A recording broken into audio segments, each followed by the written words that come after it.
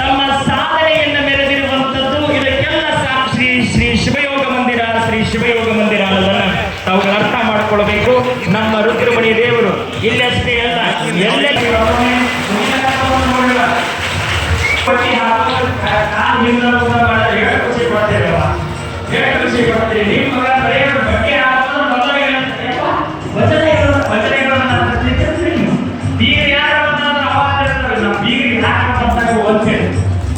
ಆದರೆ ಕುಮಾರೇಶ್ವರ ಮಗ ಶಿವಯೋಗ ಮಂದಿರದ ಪುತ್ರ ಇವತ್ತು ಇಷ್ಟೆಲ್ಲ ಜನಗಳ ಮುಂದೆ, ಗಂಗಾವತಿಯ ಜನಮಾನಸಗಳ ಮುಂದೆ ತನ್ನ ಸಾಧನೆಯನ್ನು 7 ಮೀಟರ್ ಬಟ್ಟೆಯನ್ನು ನುಗ್ಗಿ ಪ್ರದರ್ಶನವನ್ನು ನೀಡ್ತಾ ಇದ್ದಾನೆ.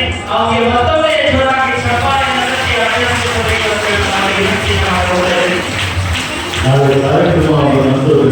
ಸಾಯಂಕಾಲ 6 ಗಂಟೆಗೆ ಪರಮ ಪೂಜ್ಯ ಆನಂದ ಕುಮಾರ ಮಹಾಶಿವಯೋಗಿಗಳವರ ವಿರಾಟಪುರ ವಿರಾಗಿ ಎನ್ನುವಂತಹ ಸಿನಿಮಾವನ್ನ ಇದೇ ತಾವ್ಯಾರು ವೀಕ್ಷಿಸಬೇಕನ್ನೋದಿದ್ದರೆ ನಾಳೆ ಸಾಯಂಕಾಲ 6 ಗಂಟೆಗೆ ಇಲ್ಲಿ ಬರಬೇಕು ಅಂತ ತಮ್ಮಲ್ಲಿ ವಿನಂತಿಸಿಕೊಡ್ತಾ ಇದ್ದೇವೆ. ನಾಳೆ ಬೆಳಗ್ಗೆ 7:30ಯಿಂದ 8 ಗಂಟೆಗೆ ನಮ್ಮ ಪಥಸಂಚಲನ ಮೆರವಣಿಗೆ, ವೈಭವದ ಮೆರವಣಿಗೆ ಆನಂದ ಕುಮಾರ ಶಿವಯೋಗಿಗಳವರ ಮೆರವಣಿಗೆ ಆರಂಭಗೊಳ್ತಾ ಇದೆ. ಆ ಪಾದಯಾತ್ರೆಯಲ್ಲಿ ತಾಯಂದಿರು ತಾವೆಲ್ಲರೂ ಬೇಗನೆ ಬೆಳಗಿನ ಪ್ರಸಾದದ ವ್ಯವಸ್ಥೆ, ಟಿಫಿನ್ ವ್ಯವಸ್ಥೆ ಇಲ್ಲೇ ಇರುತ್ತದೆ. ನಾವೆಲ್ಲರೂ ಒಂದು ಪ್ರಸಾದವನ್ನು ಸ್ವೀಕರಿಸಬೇಕು. ಜೋರಾಗಿ ಚಪ್ಪಾಳೆಯನ್ನು ತಟ್ಟಿ. ಏನು ಬರೀ ಒಂದೇ ಏನು ಅವರು ವಿಶೇಷ ಹೊಟ್ಟಿಯೊಳಗೆ ಹೋಗಿ ಏನ್ ಮಾಡ್ತದ್ರಿ ಹೊಟ್ಟಿಯೊಳಗೆ ನೀವು ಮನ್ಯಾಗ ಹತ್ತಿರುವಂತಹ ಮನಸ್ಸು ಸೋಪೈಸಿ ತೊಳ್ಕೊಳ್ಬಹುದು. ಆದ್ರೆ ಹೊಟ್ಟಿಯೊಳಗಿರುವಂತಹ ವಾತ, ಪಿತ್ತ, ಕಫ ಏನೈತಲ್ಲ ಅದೆಲ್ಲ ಬಟ್ಟೆಗೆ ಹಚ್ಚಿ ಅಲ್ಲಿರುವಂತಹ ಹೊಟ್ಟೆಯಾಗ ಕೊಡದಾಗ ಕೈ ಹಾಕಿ ಬೆಳೆಸಾಗ್ತದೆ ಹಾಕಿ ಬೆಳೀತಲ್ಲ. ಆದ್ರೆ ವಸ್ತ್ರವನ್ನ ಹಾಕಿ ಈಗ ಹೊಟ್ಟೆಯನ್ನು ತೊಳೆದು ಒಳಗಿರುವಂತಹ ವಾತ, ಪಿತ್ತ, ಕಫವನ್ನು ತೆಗೆಯುವಂತ ಇದು ಒಂದು ಕ್ರಿಯೆ, ಅದು ವಸ್ತ್ರದ ಕ್ರಿಯೆ. ನೋಡ್ರಿ ಬಾಯಿಗೆ ತೋರಿಸ್ತಾರವರು ಒಂದ್ಸಲ ನೋಡ್ರಿ. ಬಾಯಿಯೊಳಗೆ ಏನೂ ಇಲ್ಲ, 7 ಮೀಟರ್ ಬಟ್ಟಿ ಬರೀ ಬಾಯಿಯೊಳಗೆ 1 ಇಂಚ್ ಕಾಣಾಕತ್ತದ. ಒಂದ್ಸಲ ಚಪ್ಪಾಳೆ ತಟ್ಟಿ.